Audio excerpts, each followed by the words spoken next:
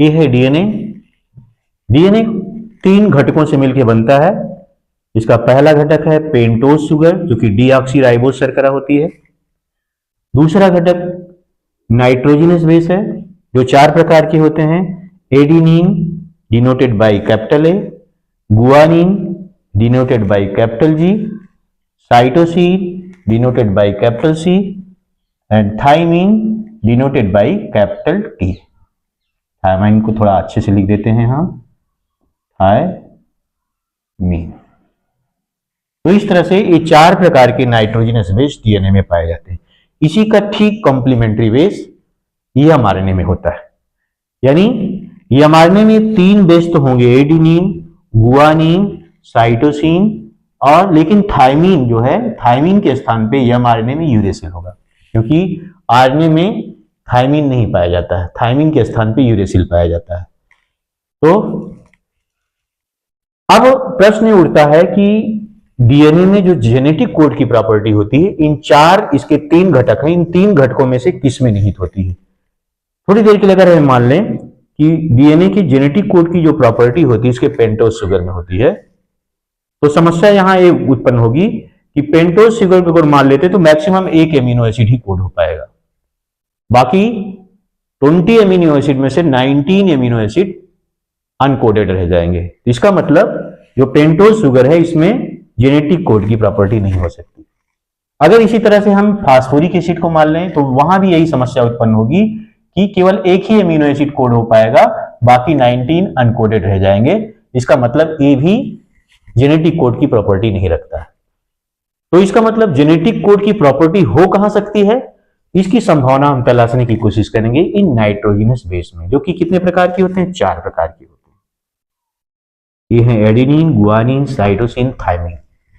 जिस प्रकार से इंग्लिश अल्फाबेट में 26 लेटरों को एक विशेष क्रम में व्यवस्थित करके अरबों खरबों शब्द तैयार किए जा सकते हैं और उन अरबों खरबों शब्दों से अरबों खरबों वाक्य तैयार किए जा सकते हैं, ठीक उसी तरह से ही हमारा ये डीएनए इन 4 न्यूक्लियोटाइडों को एक विशेष क्रम में व्यवस्थित करके सबसे पहले 64 प्रकार के कोडान तैयार करता है और बाद में इन 64 कोडानों से वह अरबों खरबों प्रकार की प्रोटीन बना सकता है।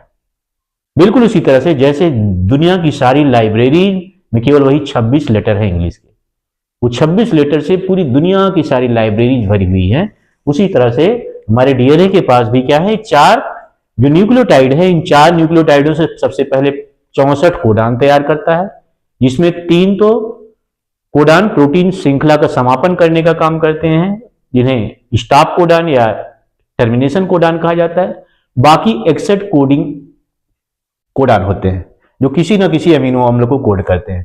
तो इस तरह से इन 64 कोडानों की मदद से हमारा डीएनए अरबों खरबों प्रकार की प्रोटीन बना सकता है।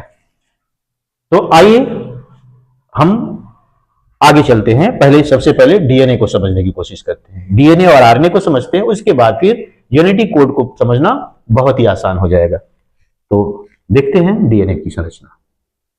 ये हमारा डीएनए है। डीएनए 4 प्रकार के न्यूक्लियोटाइडों एडिनिन, गुआनिन, साइटोसिन, थायमीन, मान लिए एडिनिन, गुआनिन, साइटोसिन। हम एक स्टैंड की बात करें, मान लीजिए क्या है, 3 प्राइम स्टैंड है। 3 प्राइम, इसका दूसरा सिरा क्या होगा, 5 प्राइम होगा। इसका 3 प्राइम के सामने वाला 5 प्राइम और इसका लास्ट सिरा क्या हो जाए, अंतिम बिंदु क्या हो जाए, 3 प्राइम। अब ये क्या है, ये डीएनए ये 4 प्रकार के nucleotide adenine, guanine, cytosine, thymine से बना हुआ है। ये ट्रांसक्रिप्शन क्रिया द्वारा एक एमआरएनए का निर्माण कर रहा है।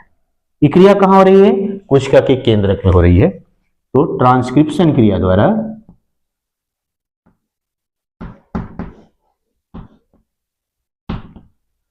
ये ट्रांसक्रिप्शन हुआ और ट्रांसक्रिप्शन के फलस्वरूप क्या बनता है, एक मैसेंजर आरएनए बनता है, एमआरएनए, जो केंद्रक में बनता है और अब सूचनाएं, डीएनए की जो सूचनाएं होती है उनको लेकर के साइटोप्लाज्म में आता है और उसी के हिसाब से जो डीएनए इनमें आदेश पिंड किए होते हैं उन्हीं के हिसाब से प्रोटीन बनाई जाती है।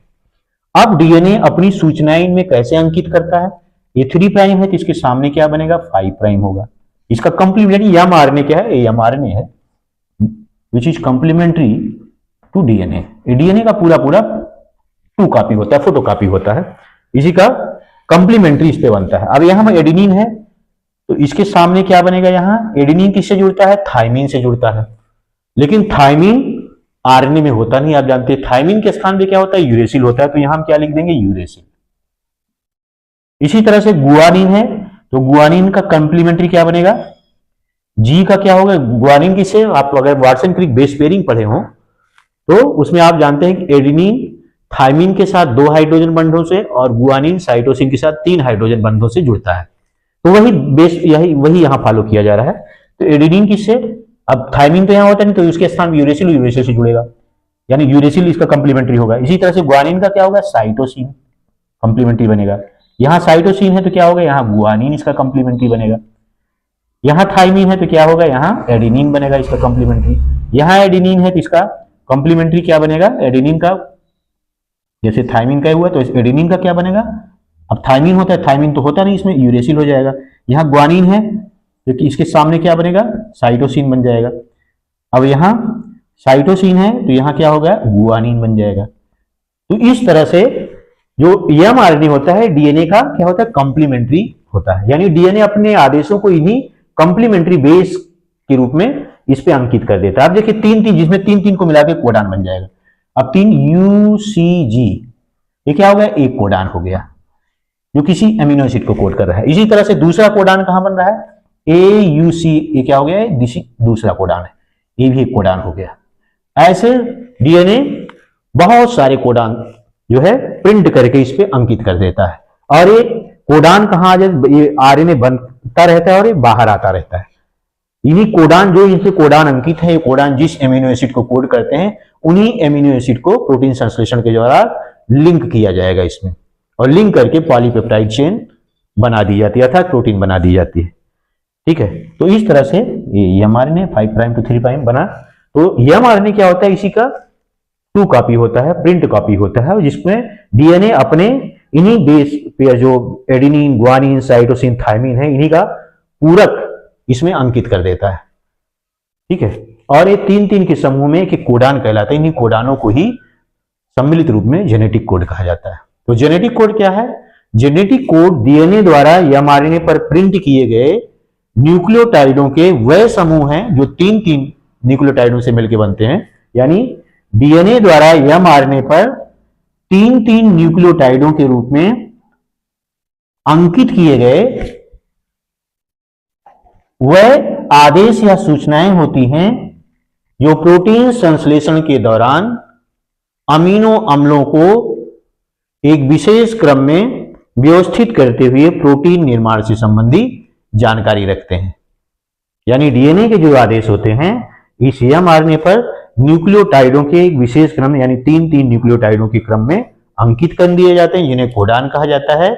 और ये कोडान इस केंद्रक में बनने के बाद एमआरएनए के साथ साइटोप्लाज्म में आते हैं। इन कोडानों के हिसाब से प्रोटीन बनाई जाती है। कहने का मतलब इनमें अमीनो अम्लों को व्यवस्थित करके प्रोटीन का निर्माण किया जाता है।